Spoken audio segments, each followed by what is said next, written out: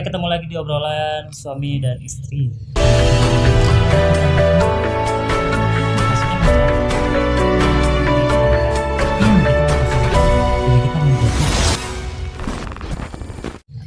Kita ngebahas apa kali ini? Sekarang lagi pengen ngebahas tentang bullying karena lagi marak kan fenomena di masyarakat ini tentang bullying. Bullying. Iya. Biasanya ngedengarnya ngebully. Iya. Kalau bullying kan lebih ke Inggris.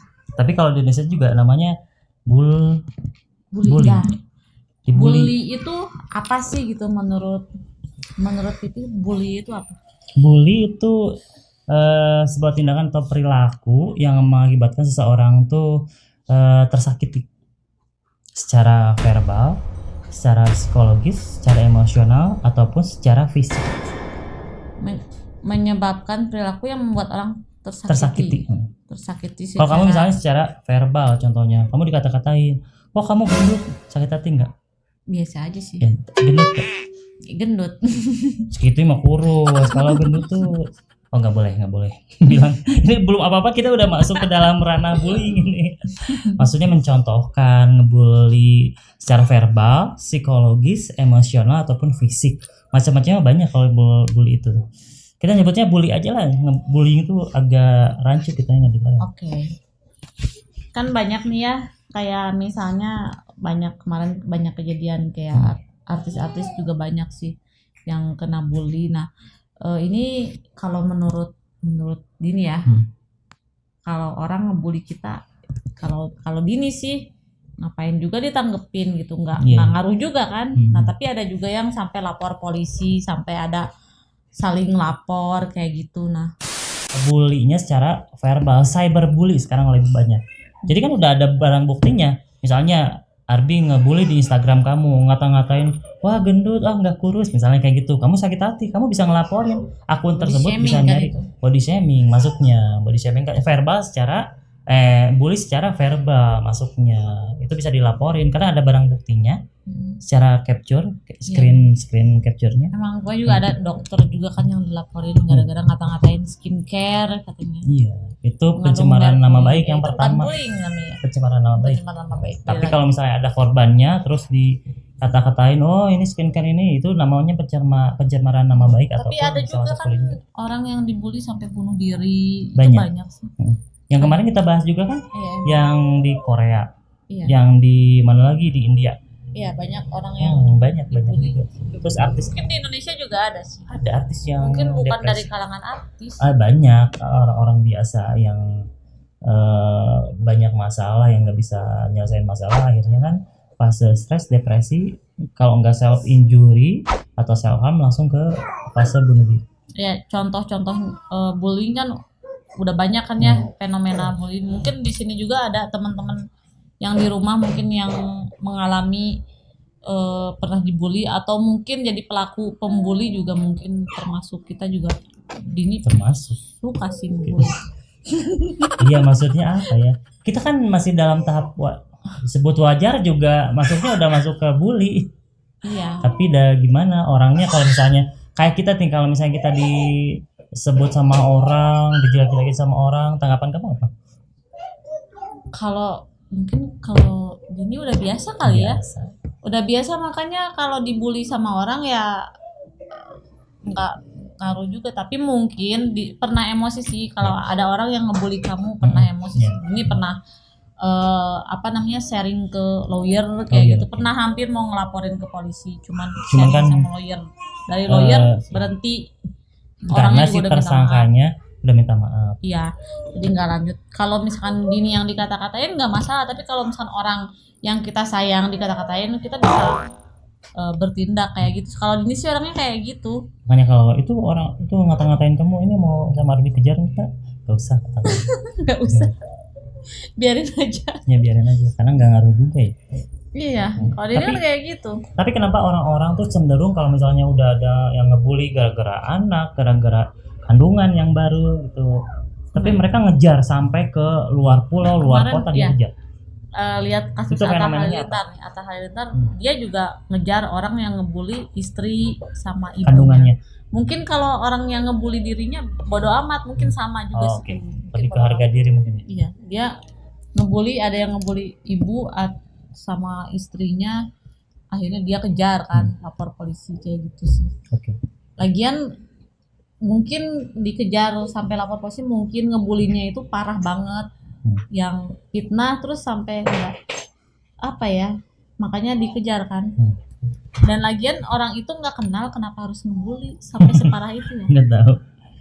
Ya nggak tahu juga, banyak faktor juga kenapa orang bisa nggak suka Bisa sama benci. orang tersebut, bisa benci dengan orang tersebut, banyak faktor juga. Tapi sih kalau orang ya udah masuk misalkan ke TV, ke YouTube itu, kita udah memberikan tontonan kepada masyarakat Iya. kan. Mau nggak mau masyarakat tuh ada yang suka, ada Ada yang yang enggak juga. Ada yang netral, kalau netral nggak masalah. Kita Tapi harus siap, kalau sama orang yang benci kita harus siap. Iya. Ya kayak gitu. Biasanya kan artis-artis nggak siap dengan orang yang dibenci. Biasanya kayak gitu kan. Langsung dia ngejar, langsung dia nyari, mentalnya kena, langsung stres. Kalau nggak stres laporin polisi segala macam. Itu yang Siapa terjadi. bilang sih ada juga artis yang seneng dibully kok. Iya benar, kalau di Indonesia yang dibully justru naik. Ada juga yang seneng Nah, dibully. benar. Langsung diberitain di Dia nyari, medsos. ada juga yang dia Pengen dibully. perilakunya itu apa, mancing-mancing netizen buat ngebully Iya. juga ada kok. Karena pasar di Indonesia tuh kalau nggak yang humor, perbulian, dia pasarnya di situ.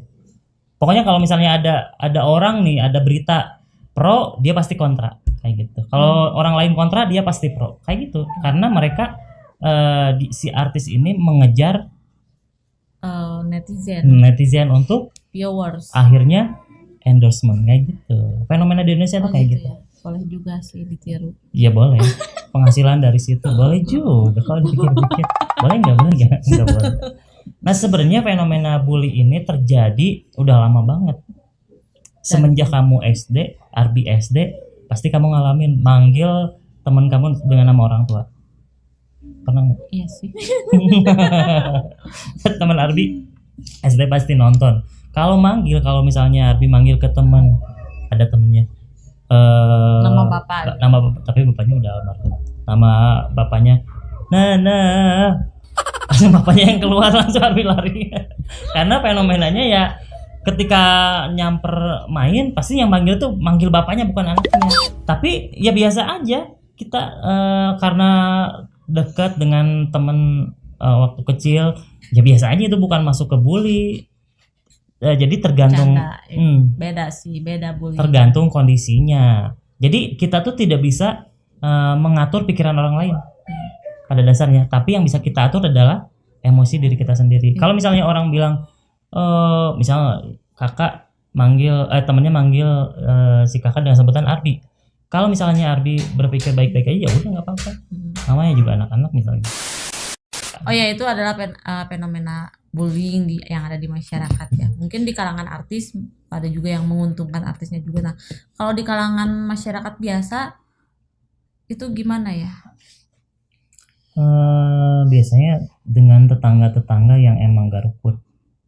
Misalnya, itu tinggali udah nikah, itu lihat udah nikah, tapi kok nggak terawat ya istrinya gitu kan. Asalnya kan dia cantik sebelum nikah, tapi kok pas udah nikah jadi kayak gitu. Kedengeran tuh sama tetangga lain ngomongin lagi ke saudaranya. Kamu kata ini. Iya, langsung dia kan iya ya. ngebully kan masuknya. Itu sakit hati, bisa jadi pertikaian, bisa jadi perselisihan. Itu kan kalau masuknya ke ini yang ngebully secara fisik tadi masuknya. Oh iya, bahaya juga ya. Kalau di SD dulu lagi rame-rame tahun berapa ya? Tahun 2018-an.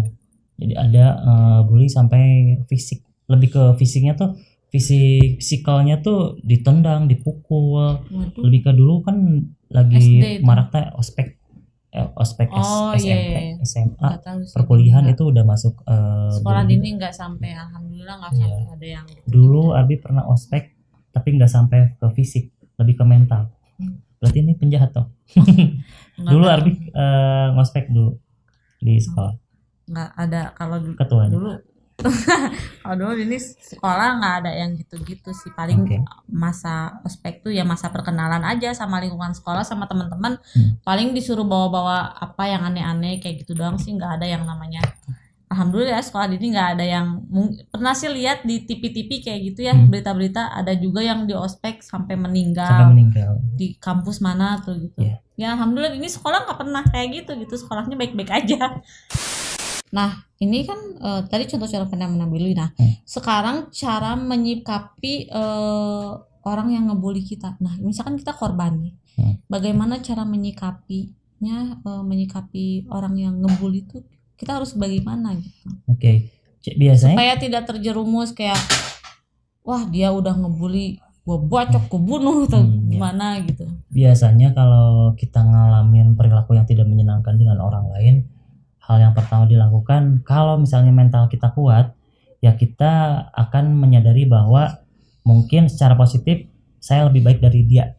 Satu, kita bersikap positif, tapi kan tergantung pikiran orang tersebut bisa berperilaku positif atau tidak. Yang pertama, yang kedua, mungkin menyikapinya dengan sikap bodoh amat.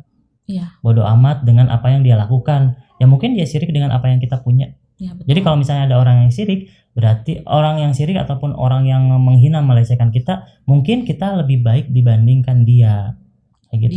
Kita menjadi 10 langkah, ibaratnya kita 10 langkah lebih maju dibandingkan dia yang 10 langkah lebih mundur dibandingkan kita, seperti itu.